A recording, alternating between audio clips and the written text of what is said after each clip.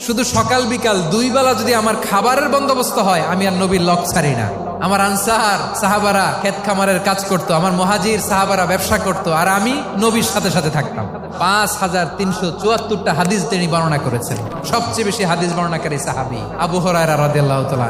বিড়ালের বাবা কি করতেন? খালি হাদিস মুখস্থ করতেন। হাদিস প্রিজার্ভেশনের কাজে বিশ্বনবী ওনাকে কাজে লাগিয়েছেন। উনি একদিন বলেন, ইয়া রাসূলুল্লাহ আসমাউ মিনকা কাসীরান ফালা আহফাজু। নবী অনেক কথা শুনি, আমার মনে থাকে না। বিষ্ণু বললেন, তাই তোমার চাদরটা বিছাও। আবু হুরায়রা বিছালেন। বিশ্বনবী হাত বুলায় দিলেন। এরপরে অনেক হাদিস বর্ণনা করলেন। আবু হুরায়রা বলে, তারপর থেকে বিশ্বনবী যাই বর্ণনা করে আমি শুনি আর একটাও বলি না। এখন সুবহানাল্লাহ। বিশ্বনবী ওনাকে নবীর এই যে লক্ষ্য হাদিস প্রিজার্ভেশনের এই দায়িত্ব দিয়েছেন সাইয়েদনা আবু হুরায়রা রাদিয়াল্লাহু তাআলা। আপনারা কি খেয়াল করেছেন কত বড় চৌকস ট্যালেন্ট হান্টার ছিল আমার নবী? এক একজনের এক এক ট্যালেন্ট, এক একজনকে এক এক দায়িত্ব দিয়েছেন, এক একজনের প্রতিভাকে এক এক ভাবে বিকশিত হওয়ার সুযোগ দিয়েছেন। আওয়াজ করে বলেন ঠিক কি না?